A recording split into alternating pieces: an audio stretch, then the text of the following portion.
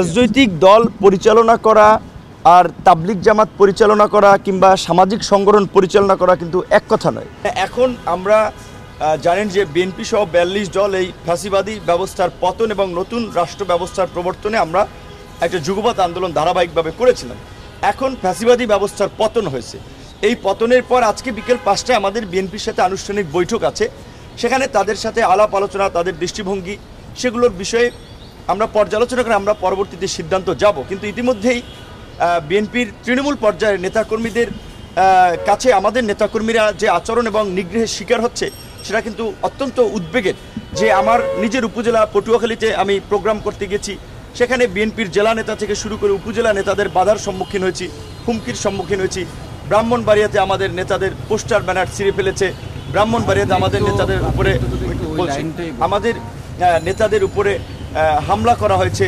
আমার কেন্দ্রীয় আইন সম্পাদক ঢাকা জেলার, তাকে আপনার বিএনপি নেতারা এই ঘটনার সংশ্লিষ্ট মামলায় আসামি করেছে এবং নীলফামারীতে অফিস নিয়েছে, সেখানেও হুমকি দিচ্ছে যে গণ অধিকার পরিষদকে যেন অফিস না দেয়।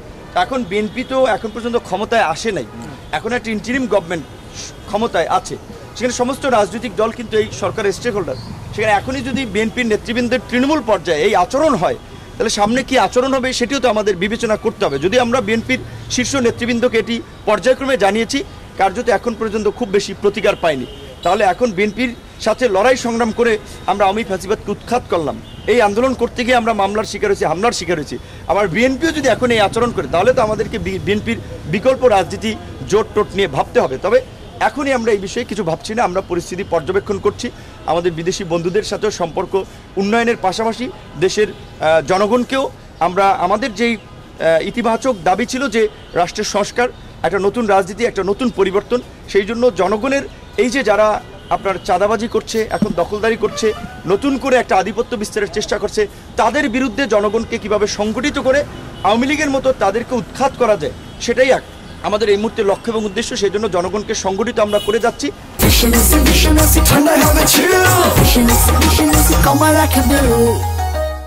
এবং আজকের বিএনপির সাথে এই অফিসিয়াল আলাপ আলোচনা করে সিদ্ধান্ত হবে আমরা বিএনপির সাথে আগামীতে আমাদের রাজনৈতিক সম্পর্কটা কী হবে। রাজনৈতিক দল পরিচালনা করা আর তাবলিগ জামাত পরিচালনা করা কিংবা সামাজিক সংগঠন পরিচালনা করা কিন্তু এক কথা নয়। রাজনৈতিক দল পরিচালনায় সেই ধরনের একটা কাঠামো থাকতে হবে, নেতৃত্ব দেওয়ার মতো দক্ষ দূরদর্শী নেতা থাকতে হবে।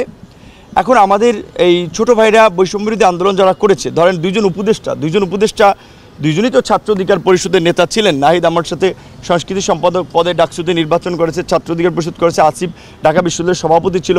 আরও যারা আব্দুল কাদের কিংবা আরও যারা আছে, সবাই কিন্তু ছাত্র অধিকার পরিষদের বিভিন্ন পর্যায়ের নেতা ছিলেন। পাশাপাশি এই কোটা সংস্কার আন্দোলনটা যেহেতু সার্বজনীন আন্দোলন ছিল, অন্য মতাদর্শের কিছু লোকজন যুক্ত হয়েছে, আমরা সব ধরনের সহযোগিতা করেছিলাম, কারণ এইটা তো কোনো রাজনৈতিক আন্দোলন ছিল না, সরকার পতনের কোনো আন্দোলন ছিল না।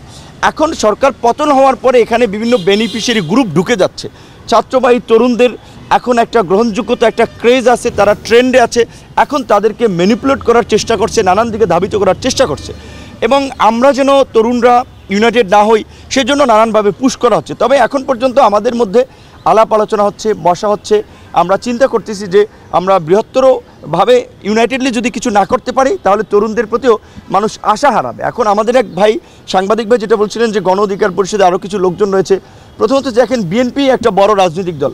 বিএনপি থেকে কতিপয় লোক গিয়ে, এই ধরেন বিএনপির একজন আলোচিত নেতা নারায়ণগঞ্জের, তিনি গিয়ে তৈরি করেছেন, এবং এই আপনার দোহারের আপনার নাজমুল হুদা সাহেব তৃণমূল বিএনপি, তাতে বিএনপির দলে কিন্তু কোনো প্রভাব পড়ে নেই।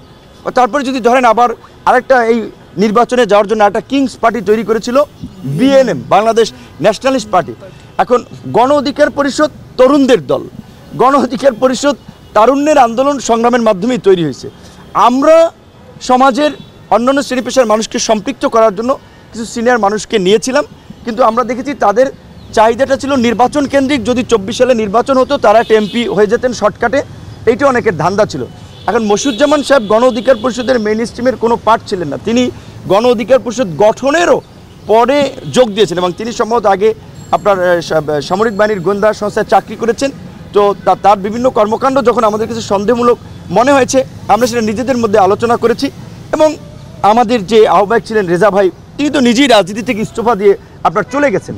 আবার এখন এই সমস্ত মানুষের এখন আবার একটা আগ্রহ তৈরি হয়েছে যে এখন উপদেষ্টাদের সাথে মিটিং করে সামনে একটা জোট হবে বিএনপির সাথে থেকে যদি একটা এমপি টেমপি হওয়া যায়। তো এখন অনেকে গণ অধিকার অফিসিয়ালি নিবন্ধন হওয়ার পরেও ধরুন অনেকে আবার দু একজন দেখা যায় 2-4 জন গণ অধিকার পরিষদকে ফ্র্যাকশন দেখানোর জন্য কিংবা এইটার একটা ব্যাড ইমেজ দেওয়ার জন্য কিছু লোককে পৃষ্ঠপোষকতা করে আরেকটা গণ অধিকার পরিষদ দেখানোর চেষ্টা করছে। কিন্তু আমরা পরিষ্কারভাবেই বলছি যে গণ অধিকার পরিষদের যে রাজনৈতিক কমিটমেন্ট, একটা গণতান্ত্রিক ব্যবস্থার পুনঃপ্রবর্তন, রাষ্ট্র এবং রাজনীতিতে সংস্কার, আজকে ধরেন অনেক দল কিংবা নেতারা বলছে 2বারের বেশি কেউ প্রধানমন্ত্রী হতে পারবে না। এইটা আজকে এখন পত্রিকায় হেডলাইন হচ্ছে, টেলিভিশনে আলোচনা হচ্ছে। এই কথাটা গণ অধিকার পরিষদ থেকে আমরা 21 সালে আমাদের ঘোষণাপত্রে আমরা বলেছি। আমাদের ঘোষণাপত্রে আমরা বলেছি যে দ্বিদলীয় দুর্বৃত্তায়িত রাজনীতির বিপরীতে একটা নতুন ধারার রাজনীতি আমরা প্রতিষ্ঠিত করতে চাই। বিভাজনের রাজনীতির বিপরীতে আমরা একটা ঐক্য সম্প্রীতির রাজনীতি আমরা প্রতিষ্ঠা করতে চাই। আমরা সেখানে বলেছি যে একই ব্যক্তি দলীয় প্রধান এবং সরকার প্রধান থাকতে পারবে না। তো এই যে সংস্কারগুলো, এগুলো কিন্তু 21 সালে আমাদের রাজনৈতিক ঘোষণাপত্র আমরা দিয়েছি। সেই সময় হয়তো আমরা এত পরিচিত ছিলাম না, আমাদের এত অবস্থান ছিল না, যে কারণে এই বিষয়গুলো পরিচিত হয় নাই। তো এখন এই গণ অধিকার পরিষদের মতো একটা সম্ভাবনাময় দলকে আপনার নানানভাবে বিতর্কিত করার জন্য, নেতৃবৃন্দকে বিতর্কিত করার জন্য নানা ধরনের ষড়যন্ত্র প্রচেষ্টা আছে, চলবে। এগুলো মোকাবেলা করে আমরা এই পর্যন্ত এসেছি। সুতরাং এইটা আমরা কিছু মনে করি না এবং আমরা নির্বাচন কমিশনে পরিষ্কারভাবে চিঠি দিয়ে জানিয়েছি গণ অধিকার পরিষদ একটি নিবন্ধিত দল। এই দলের নাম ব্যবহার করে কাউকে যেন কোনো ধরনের নিবন্ধন না দেওয়া হয় বা আমরা আইনগতভাবে এটার পদক্ষেপ নেব। এই যে গণ অধিকার পরিষদ ধরেন দাবি করলে যেটা হবে না। এখন বিএনপির যেটা বলেছি, তাও বিএনপির নাম দাঁড়িয়ে দিচ্ছে তৃণমূল বিএনপি। নির্বাচন কমিশনের এইটা কিন্তু একটা অনৈতিক সিদ্ধান্ত ছিল যে বিএনপি একটা বড় পার্টি, তার কাছাকাছি একটা নামে তৃণমূল বিএনপি নামে একটা নিবন্ধন দিল। এখন কিছু ছেলেপিলে ধরেন যাদের আপনার বিতর্কিত কর্মকাণ্ডের কারণে আমরা তাদের বিরুদ্ধে পদক্ষেপ নিলাম বা তাদেরকে আমরা শাস্তিমূলক পদক্ষেপ নিলাম, তারা একটা ডিজার্ভ করলে সেটা আসলে এটা। শেষ একটা কথা জানতে চাই, সেটা হচ্ছে কি আপনি একটু আগে বলছিলেন যে সম্পাদক পরিষদ থেকে শুরু করে বিভিন্ন দল এবং অন্যান্য যারা আছেন তারা